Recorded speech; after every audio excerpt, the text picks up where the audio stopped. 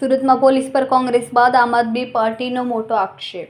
આપના ધારાસભ્ય ગોપાલ ઇટાલિયાએ પોલીસ પર કર્યા આકરા પ્રહાર. પોલીસ આપના ઉમેદવારોને ધમકાવી રહી છે, આપના કાર્યકર્તાઓને પણ ડરાવવાનો પ્રયાસ કરી રહી છે. આમ આદમી પાર્ટીના ઉમેદવારો ફોર્મ પાછું ખેંચે તે માટે પોલીસ હવે મેદાનમાં. પોલીસ કાર્યકર્તાઓ તેમજ ઉમેદવારોને ડરાવી ફોર્મ પાછું ખેંચવા દબાણ કરી રહી હોવાના આક્ષેપ. કોંગ્રેસે ગુજરાતમાં 200 સીટ પર પોતાના ઉમેદવારો ઊભા રાખ્યા છે અને એ જગ્યા એ પણ ભાજપના કહેવાથી. આ ઉમેદવાર જીતવાના તો નથી પણ મત તોડે તે હેતુથી ભાજપે ઊભા રખાવ્યા છે. હવે અમારા ઉમેદવારોને પૈસાનો લોકોને આપવામાં આવે છે, તેઓ પૈસાને ઉપર નથી માનતા, તો તેમને પોલીસ દ્વારા ધાક ધમકી દબાણ આપવામાં આવે છે. આજે આ પ્રેસ કોન્ફરન્સમાં ઉપસ્થિત સૌ મીડિયા સાથી મિત્રોનો આભાર અને સ્વાગત.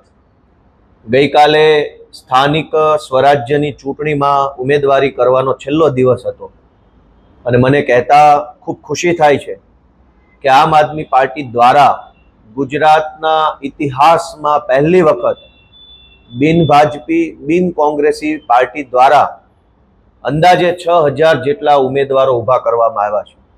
ગુજરાતના ઇતિહાસમાં અગાઉ ક્યારેય પણ કોંગ્રેસ અને ભાજપ સિવાયની કોઈ પાર્ટીએ આટલી મોટી સંખ્યામાં ઉમેદવારો ઊભા કર્યા હોય એવું બન્યું નથી.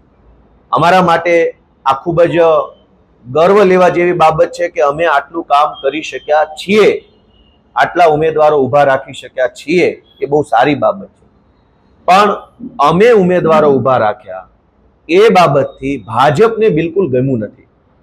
પહેલા તો ભાજપે એ કોશિશ કરી કે અમારામાંથી કોઈ ઉમેદવાર ચૂંટણી લડવા તૈયાર થયો હોય તો એ ફોર્મ જ ના ભરે. એના માટે અનેક અમારા દાવેદારો ઉપર, એમના પરિવારો ઉપર પોલીસે દમન કર્યું, ખોટી એફઆઈઆરો કરી, ધાક ધમકી કરી, દાબ દબાણ કર્યું. અનેક એવા વ્યક્તિઓને અમારી પાર્ટીમાંથી ઉમેદવાર બનતા રોક્યા ધાક ધમકી કરીને. તેમ છતાં પણ જે મજબૂત મક્કમ મનોબળના માણસોએ અમારી આમ આદમી પાર્ટીમાંથી ઉમેદવારી કરી, એને ગઈકાલ બપોર પછીથી જ ભાજપ અને પોલીસ બે સક્રિય થઈ ગયા. કેમેરામેન સેન્ડલી વિરાણી સાથે વિશાલ છેઠા, માનવ પ્રભા ન્યૂઝ, સુરત. અમારા વિડીયોની નવી અપડેટ મેળવવા માટે સબસ્ક્રાઇબ કરો માનવ પ્રભા ન્યૂઝ ચેનલને.